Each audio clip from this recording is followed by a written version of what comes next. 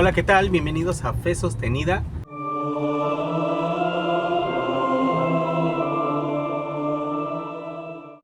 Y el día de hoy vamos a estrenar una nuevísima sección que se va a llamar Charlando desde el carro. Y en donde voy a aprovechar mis viajes, mis panchoaventuras en el carro, en la carretera, para platicarles de un tema en específico, ¿no? Entonces, por obvias razones no los voy a estar viendo a la cámara. Por obvias razones no los voy a estar viendo a la cámara, sino que voy a estar viendo al enfrente, pues, ¿no?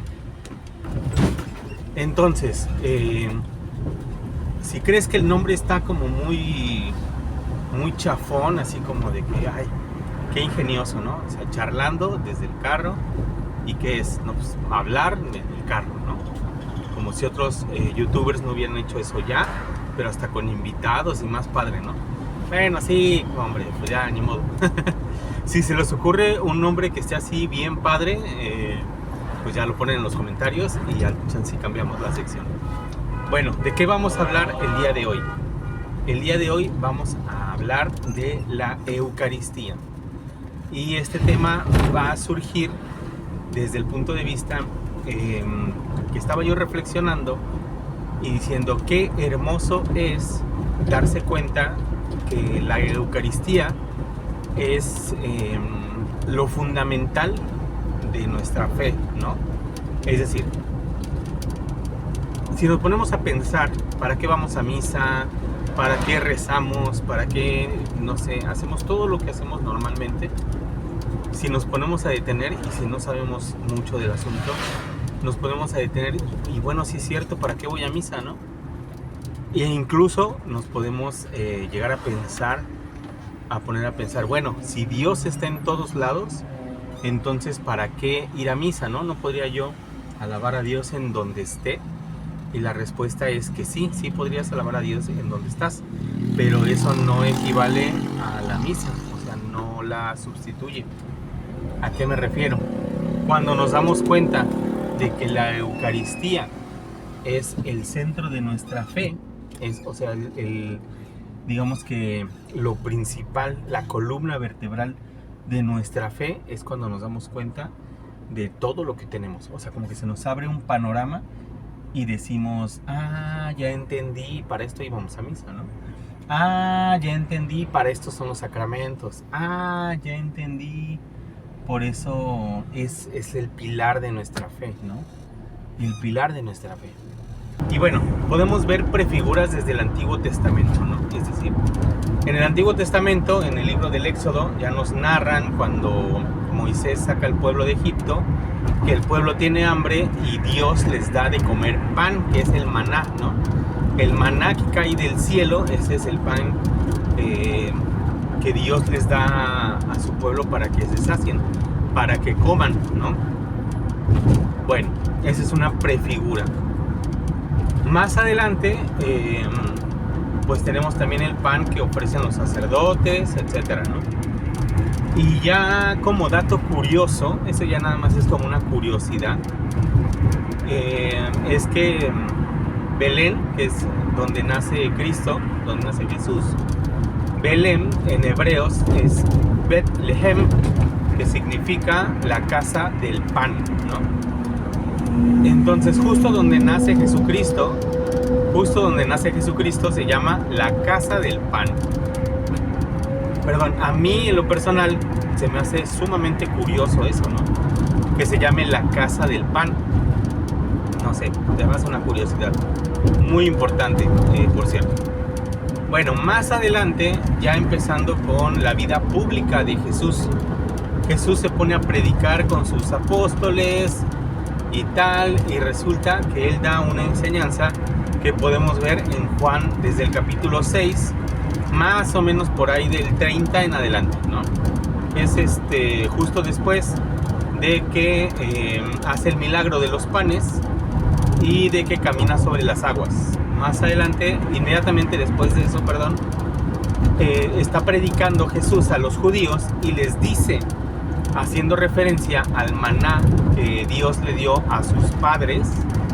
Él se hace referencia a sí mismo como el nuevo pan, de que si sus padres comieron del maná, murieron, el que coma de este pan vivirá para siempre, ¿no? Bueno, seguimos avanzando en el tema, en la enseñanza, y Jesús de repente dice, yo soy el pan, porque primero dice, el pan, el que coma de este pan vivirá para siempre, tendrá vida eterna, etc. Pero ¿cuál es ese pan? Y de repente él dice, yo soy ese pan, yo soy el pan bajado del cielo, el que coma de este pan vivirá para siempre, ¿no? Y estoy parafraseando, disculpen. Pueden ir a la escritura para que no me crean a mí. De hecho, muy probablemente se los voy a poner por aquí. Pero pueden ir a la escritura en Juan 6, del 30 en adelante, y pueden ir viendo cómo se desarrolla la enseñanza, ¿no? Y de hecho, a mí lo que me impacta es que dos cosas muy importantes. La primera es que Jesús, siempre que da una enseñanza, o sea, siempre que da una parábola, cuando sus discípulos no la entendían, se las explicaba. Iba con sus discípulos aparte y les decía, bueno, pues en esta parábola esto quería decir esto, el camino, haz de cuenta que es la persona, la semilla es la palabra, cuando cae en buena tierra es cuando la gente escucha la palabra, en fin, se las explica, ¿no? Segunda cosa importante es que obviamente Jesús entiende el pensamiento judío y habla con respecto a eso, ¿no? O sea, obviamente teniendo el pensamiento judío, sabiendo que los judíos tenían por tradición no comer sangre, porque Yahvé se los había prohibido, ¿no? O sea, dijo, no coman sangre porque en la sangre está el alma, ¿no? Si Jesús sabía esto, ¿por qué les dice el que beba de mi sangre, ¿no? O sea, el que coma de este pan, que tienen que comer de él, porque yo soy el pan, y el que no coma de mi carne no tendrá parte conmigo, o sea, no tendrá vida eterna, o sea, no estará en el reino de los cielos, etcétera, ¿no? O sea, está hablando de un tema escatológico. O sea, está diciendo, el que no coma de este pan, y a su vez dice que este pan es él mismo. La gente no lo malinterpretó. Los judíos no dijeron, yo creo que no se ha de estar refiriendo a algo literal, ¿no? Más bien yo creo que ha de ser como una metáfora, ha de ser como cuando dijo yo soy el camino, ¿no? Ha de ser como algo parecido. No pensaron eso, ¿por qué? Por la sencilla razón de que ellos mismos dijeron, qué duro es esta enseñanza, ¿no? ¿Quién la podrá recibir? Son duras estas palabras y no las aceptamos, casi dicen, ¿no? Y entonces, ¿qué es lo que hacen? Se van, lo abandonan. Cabe mencionar que no eran unos judíos que se pasaron por ahí a escuchar, no, eran discípulos de Jesús. Estaba con sus apóstoles y con sus discípulos. Y los discípulos de Jesús, que también eran judíos, son los que dicen, no entiendo esto sí no lo entiendo, ahí sí no te acompaño, esta enseñanza sí ya está muy densa. ¿Cómo vas a creer que vamos a comer de tu carne, no? O sea, eso es como canibalismo, ¿no? No. Y se van. Deciden irse. Y ahora, aquí viene el punto que yo les decía anteriormente, en donde Jesús les explica a sus discípulos todas las parábolas que él decía, ¿no? ¿Y a qué voy con esto? A que si Jesús hubiera estado hablando en parábola, o hubiera estado hablando en metáfora, o hubiera querido decir que era un símbolo, a sus discípulos sí les hubiera dicho, no, ¿saben qué? Pues miren, me refería a que era un símbolo, no literalmente, pero estos duros de cabeza no me entendieron, ¿no? Y aquí viene la parte muy importante, porque no les dice eso. Voltea Jesús con sus apóstoles. O sea, ya estamos con los apóstoles. Y Jesús voltea con los apóstoles y les dice, ¿ustedes también se van a ir? O sea, como diciendo, no los necesito a ustedes, ¿no? Si ustedes se van, agarro a otros y se arma esto porque se arma, ¿no? Pero no voy a cambiar mi doctrina. Perdón, no voy a cambiar lo que vine yo a instituir, no voy a cambiar lo que está escrito solo porque no me quieran escuchar o solamente porque me quieran malinterpretar, ¿no? Y Pedro, como siempre, el líder de la iglesia, Pedro toma la palabra y dice, no entiende la enseñanza de Jesús, pero dice, Señor, ¿a quién iremos, no? Tú tienes palabras de vida eterna. De hecho, hay un canto que a mí me encanta, ¿no? Un canto que a mí me encanta. Un canto que a mí me gusta mucho, que habla sobre eso. De hecho, de ahí está ese pasaje. Que justamente dice, Señor, ¿a quién iremos? Tú tienes palabras de vida. Porque justamente eso es lo que le dice Pedro, ¿no? Le dice, Señor, ¿a quién iremos si tú tienes palabras de vida, no? No entiendo, o sea, ahí ya estoy parafraseando, no entiendo lo que quieres decir, pero igual te seguimos, Señor. Se arma, ¿cómo no? Jalo, como dicen ahora, hoy en día, ¿no? Jalo, ¿cómo no? Bueno, hasta ahí, ¿no? Juan capítulo 6. Es largo el pasaje, ¿no? Pero se lo recomiendo mucho. Léanlo con calmita, despacio, masticando palabra por palabra. Léanlo con calma. Es un deleite, se los prometo. Juan capítulo 6. Si pueden leer todo el capítulo, perfecto. Pero bueno. O si pueden leer todo el Evangelio de Juan. Para los que no están acostumbrados a leer la Biblia, pues échense todo el capítulo, todo el libro de Juan. Es una preciosura de libro, de mis libros favoritos. Pero bueno, después vámonos con Lucas. Vámonos hasta Lucas, no recuerdo si es 19.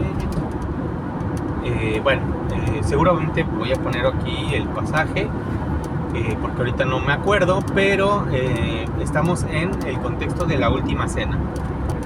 Recordemos que Jesús ya había tenido 2 Pascuas con sus discípulos, ¿no? Esta era su tercera Pascua. 2 Pascuas que la vivieron todos así como de manera muy normal, como que todo, la liturgia normal, judía, como sea. Y esta tercera Pascua, aquí es donde vienen los cambios. Y viene un cambio muy importante, ¿no? Cambia Jesús la liturgia judía y hace la Pascua diferente. Y aquí es donde viene lo importante, porque en vez de... hace varios cambios, ¿no? No quiero ahondar ese tema ahorita, porque sería más largo el video de lo que ya está haciendo, pero les recomiendo mucho que vean Pascua Eterna de Frank Morera. Es un excelente video en donde van a entender el porqué de la Pascua, ¿no? Y por qué se hizo así, de esa manera, ¿no? Porque hay una razón por la cual no bebe Jesús la última copa, etcétera, ¿no? El chiste es de que están celebrando la Pascua, están en la cena y de repente Jesús hace un cambio. Recordemos que en los judíos todo era simbolismos, ¿no? O sea, todo lo que decía, todo tenía que ser de cierta manera, ¿no? Y de cierta manera nosotros como que adoptamos eso mismo del judaísmo, ¿no? O sea, porque nosotros como católicos también tenemos ciertas prácticas que son como rituales, no rituales, sino como de rutina, o mejor dicho, de liturgia, ¿no? En eso nos parecemos a los judíos, ¿no? En la liturgia hay ciertas cosas que también conservamos y preservamos, ¿no? Bueno, aquí viene lo importante. Jesús cambia la liturgia y en vez de decir lo que normalmente se tiene que decir al final de la cena, agarra el pan y les dice: tomen y coman de este pan, porque esto es mi cuerpo que será entregado por ustedes, ¿no? Vuelve a agarrar ahora la copa, el vino, y dice: esta es mi sangre, este es mi cuerpo, esta es mi sangre, sangre de la nueva alianza y eterna, que será, bueno, de la sangre de la nueva alianza, ¿no? Que será derramada, etcétera, etcétera, etcétera, ¿no? En ese momento Jesús instituye lo que conocemos el día de hoy como la Eucaristía, que en unos minutitos les voy a decir por qué se llama Eucaristía y por qué se le quedó ese nombre, ¿no? Pero bueno, el punto es que en ese momento, en la última cena, Jesús instituye la Eucaristía. Instituye la Eucaristía y a partir de ese momento les dice: hagan esto en memoria mía. Y recordemos que la palabra que utiliza Jesús para decir en memoria no es una palabra como que quiera decir hagan esto como que para que me recuerden, ¿no? Como que hoy en día utilizamos la palabra en memoria mía como si fuera así un recuerdo, ¿no? Pero esa palabra en realidad los judíos la utilizaban para remontarse a esa época, ¿no? De hecho, la Pascua es eso. No es que celebraran la Pascua como si dijeran: pues nos acordamos de aquella ocasión en cuando Moisés nos liberó del pueblo de Egipto, etcétera, etcétera, etcétera, ¿no? Sino que hacen un memorial. Hacen un memorial y es como si ellos estuvieran presentes otra vez con Moisés, como si ellos fueran esclavos todavía y como si en ese preciso momento, en esa actualidad, Moisés los hubiera liberado nuevamente. Obviamente, paréntesis, obviamente Moisés, obviamente Dios a través de Moisés, ¿no? ¿Se entiende eso, no? Bueno, de la misma manera, nosotros hacemos ese memorial porque haz de cuenta que nos trasladamos al momento en el que fue crucificado nuestro Señor Jesucristo, y no es que lo volvamos a sacrificar en la misa, sino que es un sacrificio actualizado, es decir, es el mismo sacrificio, pero más bien nosotros nos trasladamos a esa época en donde se estaba ocurriendo ese sacrificio, y de esa manera somos partícipes. Somos partícipes. No es como si fuera un recuerdo así, ¿no? Entonces, algo muy importante es entender eso, que es como, no es como un recuerdo, sino es como ser partícipe en ese momento de lo que está pasando, ¿no? Bueno, ya con todos estos elementos sobre la mesa, vamos a regresar ahora sí a nuestra actualidad, a nuestro presente, y vamos a pensar en qué es lo que tenemos. En la Santa Misa lo que se hace es eso, todo apunta hacia la Eucaristía.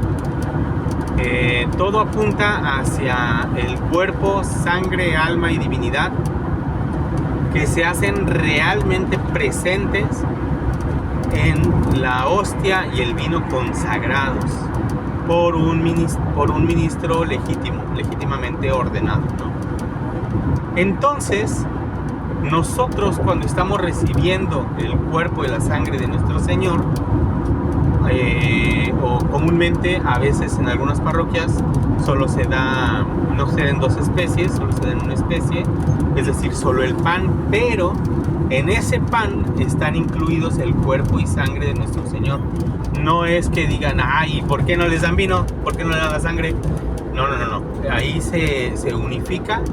De hecho pasa en el cordero. En el cordero, ya después de la consagración, el sacerdote parte la hostia y pone un cacho en el vino, ¿no? Entonces, al hacer eso, haz de cuenta que unifica el pan y el vino. Y si tú bebes el puro vino, estás comiendo la carne, el cuerpo, sangre, alma y divinidad de nuestro Señor. Y si tú tomas la pura hostia, estás comiendo el cuerpo, sangre, alma y divinidad de nuestro Señor. Entonces, si alguien les dice: pero ¿por qué nada más puro pan y no les dan el vino y no sé qué? Bueno, en la hostia consagrada ya están incluidos, se unen pues el cuerpo y la sangre de Cristo, ¿no? Entonces, todo apunta en la misa, todo apunta a que comulguemos, ¿no? Ahora, si no comulgamos, entonces no vale nada ir a misa. No, pues sí, es importante ir a misa, aunque no comulgues. Bueno, o sea, solamente aquí voy a abrir un paréntesis. ¿Por qué no podrías comulgar? ¿No estás en gracia? Ok, está bien, muy bien. Solo se puede comulgar estando en estado de gracia. Pero si imaginamos que si estás en gracia, ¿por qué otra razón no podrías comulgar, no? Entonces, mi punto es que si vas a la misa y estás en gracia, pues aprovecha que puedes comulgar para tener ese encuentro íntimo con nuestro Señor Jesucristo, ¿no? Que es la manera más íntima que se puede estar con Él. Porque si está contigo en la oración, si está contigo cuando le hablas, si está contigo, te acompaña en todos los momentos de tu vida, pero la única forma en que estás en conexión directa con Él, de que Él está literalmente dentro de tu cuerpo, es cuando comulgas, ¿no? Entonces, aprovéchalo. Si tienes la oportunidad, aprovéchalo. Y si no tienes la oportunidad, es decir, que estás en una situación en la que no puedas comulgar, te invito encarecidamente a que pongas tus asuntos en orden. De hecho, ahí les va una anécdota. La razón por la que mi esposa y yo nos casamos, porque he de confesarles algo, voy a ser bien sincero con ustedes, he de confesarles algo, mi esposa y yo no nos casamos así de blanco como se suele decir, ¿no? Nos juntamos un tiempo y ya hasta después nos casamos, pero ese juntarnos era un como de a ver qué pasa, y en el fondo decíamos, no necesito un papel que diga que te amo, si yo te amo y tal, pero en realidad era el miedo al compromiso, porque una vez que haces pacto con Dios ya no se puede deshacer, ¿no? Ya no se puede deshacer. Entonces con eso no se juega. Ten cuidado con quién te vas a casar. Y de hecho abro otro paréntesis, paréntesis sobre el paréntesis. Un consejo: no te cases enamorado o enamorada. Cásate con la cabeza fría y por las razones correctas, ¿no? En otro capítulo, en otro video hablamos de eso, si quieren. Dejen en los comentarios si quieren que hablemos sobre el matrimonio. Cierro ese paréntesis y ya voy a cerrar el otro paréntesis de que de hecho la razón, ya después de que nos juntamos y tal, y andábamos entre que sí y que no, y empezamos a agarrar un poquito de conciencia, no total, pero sí un poquito de conciencia. Y entonces es cuando tanto mi esposa como yo, mi esposa antes que yo, he de confesarlo, ella tenía muchísimo más conciencia que yo, pero yo empiezo a hacer conciencia gracias a una tía, Dios la bendiga y la tenga en su gloria, pero empiezo a hacer conciencia y me empieza a hacer falta esa comunicación o esa convivencia con Dios, ese estar con Él, ¿no? Ese estar con Él me hacía muchísima falta. Entonces, la verdadera razón por la cual mi esposa y yo nos casamos es para poder poner nuestros asuntos en orden y poder comulgar. ¿Esto quiere decir que nos casamos sin estar enamorados? No, sí nos casamos enamorados, pero no así en mieles sobre hojuelas y así. Nos casamos con la mente fría, nos casamos pensándolo muy bien y sobre todo pensando bien en las razones por las cuales nos queríamos casar, y hasta ahorita ha funcionado, ¿no? No les digo que tengo el matrimonio más maravilloso del mundo, aunque la verdad es que yo se lo siento así, pero tenemos nuestras peleas, lo que quieras, pero cada que nos acercamos a Dios es hermosísimo la manera en cómo Dios arregla nuestro matrimonio, ¿no? Entonces, si no puedes comulgar, ya cerré ese paréntesis, si no puedes comulgar, pon tus asuntos en orden, ¿no? Ese es un pequeño consejo personal, tómalo como quieras, si quieres mandarlo a la fregada, como tú quieras, pero no mandes a la fregada a Dios ni a Jesucristo, por favor, encarecidamente te lo pido. Bueno, entonces, obviamente para recibir a nuestro Señor tenemos que estar en gracia, no podemos estar en situaciones irregulares, igual luego hablamos de eso si quieren.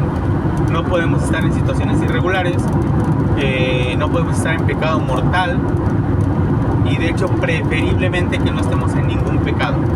Y me van a decir, pero es que es imposible. Y sí, la verdad sí es imposible.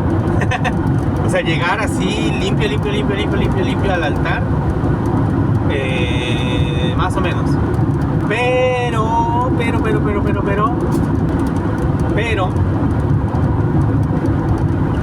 aquí viene un detalle sumamente importante, y es que mero al inicio de la misa hay una oración justamente para pedir perdón a Dios por nuestros pecados veniales, ¿no? Que es el yo pecador, ¿no? Entonces, nuestra Santa Madre Iglesia y el Espíritu Santo piensan en todo. Entonces, cualquier punto de la misa no está puesto al azar, no está puesto nada más porque sí, está puesto ahí porque ahí debe de estar, ¿no? Entonces, al inicio de la misa está la oración del yo pecador. En esa oración pedimos perdón por nuestros pecados veniales. Ahora, aquí voy a abrir otro paréntesis. Ya había cerrado los anteriores, Este es un nuevo paréntesis. Abro paréntesis y dice: por eso es tan importante que los rezos no los digamos así nada más porque sí. ¿Cómo empieza?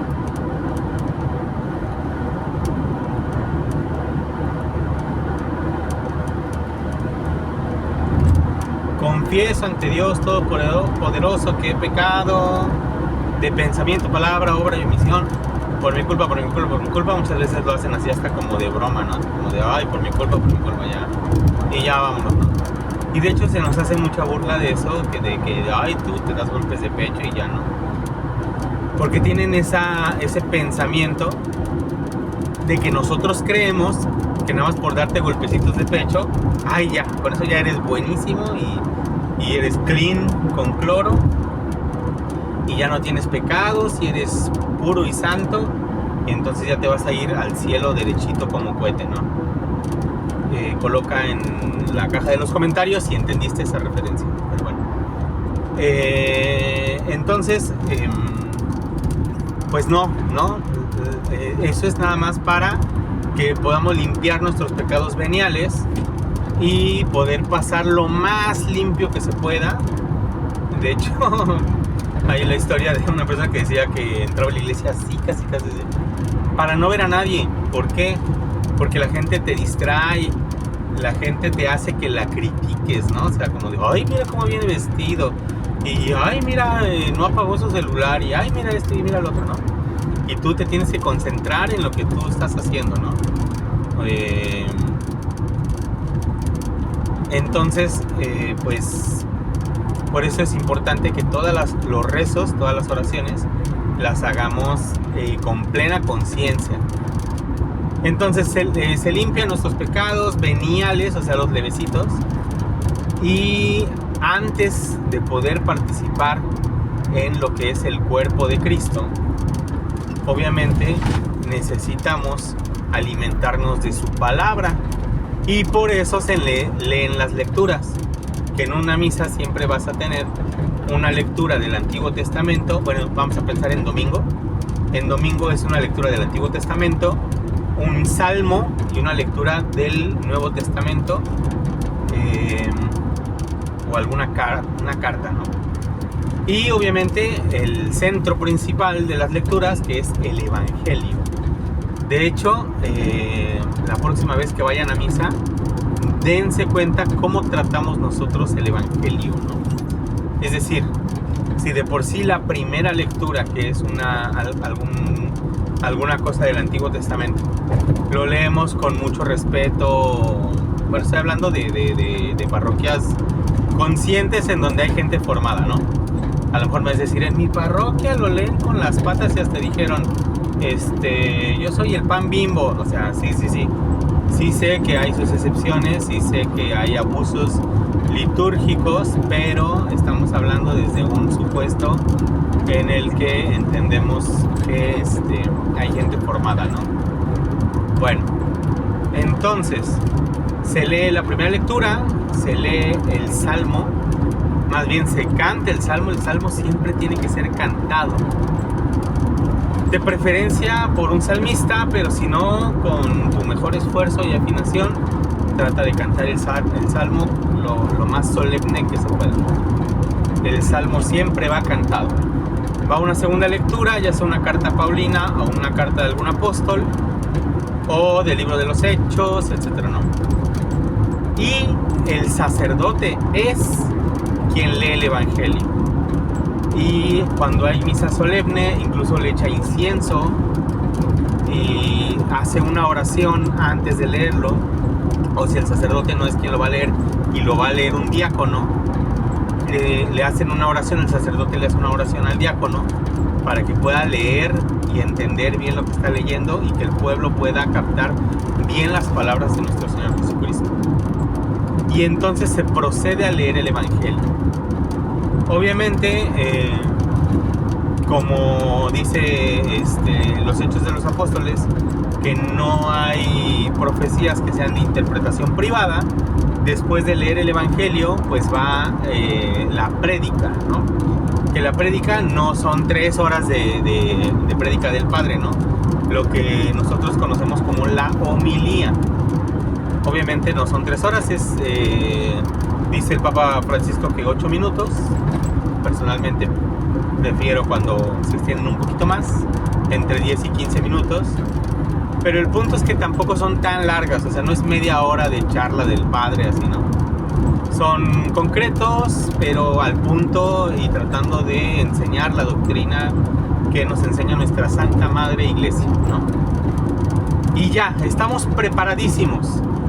Ya nos limpiamos de los pecados veniales, ya nos alimentamos de la palabra y entonces ahora sí se va a proceder a consagrar el pan. Obviamente primero se tiene que ofrendar, es decir, el Padre hace unas oraciones para ofrecer que este sacrificio sea grato y agradable a Dios. Se ofrece el pan, se ofrece el vino mientras se canta la canción del ofertorio. Y como es la parte de las ofrendas, también pedimos ahí, ofrecemos todo lo que tenemos, ofrecemos todo lo que le podemos dar a nuestro Señor, y ahí es cuando podemos dar nuestra pequeña aportación a la iglesia, ¿no? Antes era el diezmo, ahora ya no es obligatorio, ya es lo que tú puedas aportar. Ahora sí, ten en cuenta que la iglesia tiene necesidades, ¿no? Pero luego hablamos de cada cosa que tratemos tiene su tema aparte, que los vamos a ir abordando poco a poco. Pero el punto aquí es que se prepara el pan, se prepara el vino, se ofrendan y de repente se proclama el santo. ¿Por qué? Porque va a estar a punto, ya está a punto de ocurrir esto maravilloso que es la transubstanciación. Se canta el santo, se reza el Padre Nuestro, porque es la oración que Jesús nos enseñó, tanto en Lucas 11:2 como en Mateo 6:9. Nos dice, cuando le preguntaron a Jesús que nosotros cómo debemos orar, Jesús nos dijo, cuando oren, digan así: Padre nuestro que estás en el cielo, santificado sea tu nombre. Venga a nosotros tu reino, hágase tu voluntad en la tierra como en el cielo. Danos hoy nuestro pan de cada día, perdona nuestras ofensas, como también nosotros perdonamos a los que nos ofenden. No nos dejes caer en tentación, líbranos de todo mal. Amén. Se reza el Padre Nuestro y ahora sí viene lo bueno. Y entonces sucede el momento más sacro, más hermoso, más precioso, más increíble de toda la misa. Cuando sucede la transubstanciación y el Padre promulga esas palabras, y entonces el pan, conservando sus accidentes, cambia su substancia y ya no es pan, ahora es el cuerpo, sangre, alma y divinidad de nuestro Señor Jesucristo. ¿Se entiende esto? Y entonces ya, con todo el amor y toda la devoción del mundo, nos formamos para recibir a nuestro Señor. Y recomendación aparte, lo más hermosísimo sería recibirlo de rodillas. Pero también se puede cuando esté la persona de enfrente comulgando, justo la persona de enfrente que esté comulgando, haces una genuflexión y entonces ya puedes recibir el cuerpo, sangre, alma y divinidad de nuestro Señor Jesucristo. El diácono, el ministro o el sacerdote mismo te va a presentar el cuerpo de Cristo y te va a decir, no te va a decir, este es el pan. Tampoco te va a decir, esto representa a Cristo. No, te va a decir, el cuerpo de Cristo. Y este momento es importante porque es una pregunta. No es una pregunta, es una afirmación. Pero es una afirmación que nosotros tenemos que responder. Porque ¿qué tal si el Padre dice el cuerpo de Cristo? Yo digo, no sé, no estoy seguro. Entonces pues no puedo comulgar con esa certeza, ¿no? No, el sacerdote nos dice el cuerpo de Cristo. Nosotros decimos con toda la confianza del mundo en las palabras de Jesús y en la Escritura, decimos amén, porque sí es el cuerpo de Cristo. Y procedemos a comulgar con mucho cuidado de que no lo vayas a morder para que no vayan a tirar a cualquier partícula, porque en cualquier partícula ahí está nuestro Señor. Ahora, no salgas corriendo al Santísimo. ¿Por qué? Porque si bien ahí en el Santísimo sí está de verdad nuestro Señor, pero ahora de manera más perfecta y más excelente, ahora está dentro de ti. Tú te convertiste por un momento en un sagrario, te convertiste en una custodia viviente. Y entonces Jesús está dentro de ti. Solo queda arrodillarse y adorarlo, platicar con Él, alabarlo, bendecirlo, estar con Él. ¿Qué te digo? ¿No? O sea, es el momento más maravilloso de toda nuestra cristiandad. Y yo por eso les digo siempre a mis hermanos cristianos que no son católicos, ojalá algún día ames tanto a Cristo que quieras estar en perfecta comunión con Él. Obviamente a través de la Eucaristía. Y bueno, ya, vámonos. Ya por último, para terminar, ¿por qué Eucaristía? ¿No? ¿Por qué se llama Eucaristía? Este término fue acuñado en el siglo I por San Ignacio de Antioquía, quien acuña el término de Eucharistos, que viene del griego, ¿no? Que significa acción de gracias. ¿Y esto por qué? Porque cuando los cristianos se reunían, no se reunían a platicar, no se reunían a tomar Coca-Cola, no se reunían a decir, ay, bueno, ¿y cómo estás? ¿Cómo te ha ido? ¿No? ¿A cuántas personas has convertido? ¿No? O sea, no se reunían a eso. En la Biblia lo dice bien clarito. Asistan asiduamente a las oraciones de los apóstoles y a la fracción del pan. Adivinen qué es la fracción del pan. La misa. Solo que antes se le llamaba la fracción del pan. ¿Por qué? Porque es el centro mismo de nuestra cristiandad, la fracción del pan. Pero no, a ese momento de tomar el cuerpo de nuestro Señor no solo se le llamaba la fracción del pan, también se le llamaba la acción de gracias, porque al momento de comulgar es como si nosotros diéramos gracias a Dios por todo lo que tenemos, por todo lo que nos da, etcétera, ¿no? Entonces se reunían a comer el cuerpo de Cristo para dar gracias, ¿no?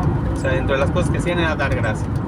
Y esa acción de gracias es el famosísimo Eucharistos del griego, ¿no? Entonces, de ahí se le empezó a llamar a la misa o al acto de reunirse a la fracción del pan, Eucaristía o algo así, no me acuerdo, no me crean. Pero de ahí se va perfeccionando hasta que queda el nombre de Eucaristía que tenemos hoy en día, ¿no? Pequeño dato curioso, cuando les digan, ¿eso qué? ¿La Eucaristía qué? Eso ni está en la Biblia. Les pueden decir que sí, que la palabra sí está en la Biblia, y les citan, si mal no recuerdo, Lucas 19:22. Aquí va a aparecer el texto porque no me acuerdo. Aquí va a aparecer el texto. Y hasta les va a aparecer así enmarcado, digo, subrayado. Solo que cuando tú lo lees en español, pues dices, ahí no está la palabra Eucaristía, ¿no? Pero dice, tomó el pan y dándote gracias, lo tomó, lo partió, y lo dio a sus discípulos diciendo, bueno, ¿no?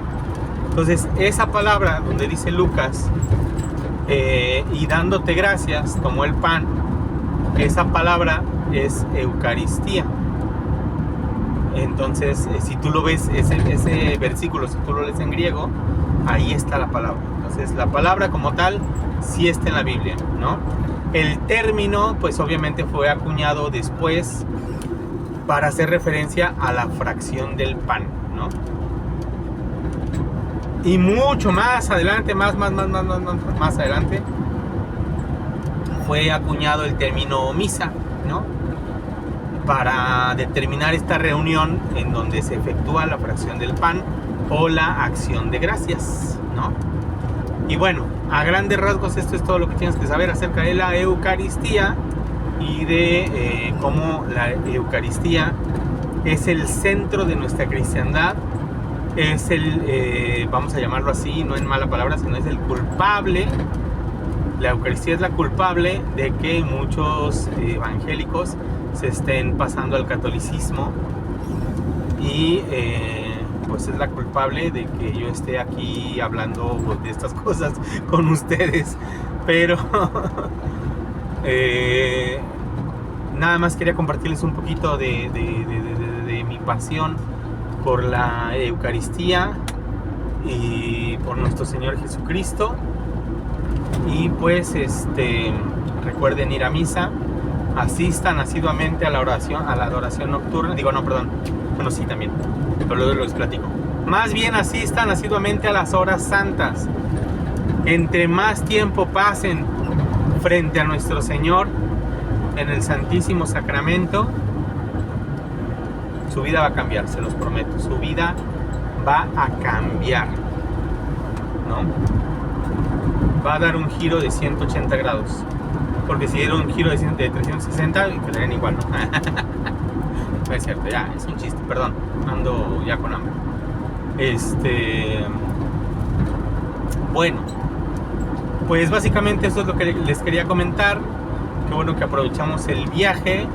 Así vamos a estar aprovechando mis viajes para que yo les pueda subir contenido, porque no he podido subir contenido y he estado, pero así que me queman las manitas por subirles cosas, ¿no? Entonces creo que la única manera por el momento va a ser esta. Voy a seguir haciéndolos en vivos de vez en cuando, a lo mejor los domingos, pero pues mientras les quiero ir hablando de estos pequeños temas. Déjame en la caja de comentarios qué tema quieres que tratemos. Déjame en la caja de comentarios también si eres católico, dónde te congregas, cómo se llama tu parroquia, cómo se llama tu párroco. No, eso no. ¿Cuál es tu santo favorito? Eso sí, déjalo. No, otro día hablamos de los santos, que también es un tema sumamente importante e interesante. Pero bueno, yo me despido. Yo soy Alberto Maldonado. Este es su canal Fe Sostenida. Y nos vemos en otro platicando en el carro. ¿Cómo dijiste que se iba a llamar? Ya ni me acuerdo. Pero bueno, déjame en la caja de comentarios cómo quieres que se llame esta sección, ¿no? Bueno, pues nos vemos y paz y bien. Mas tu Señor ten misericordia.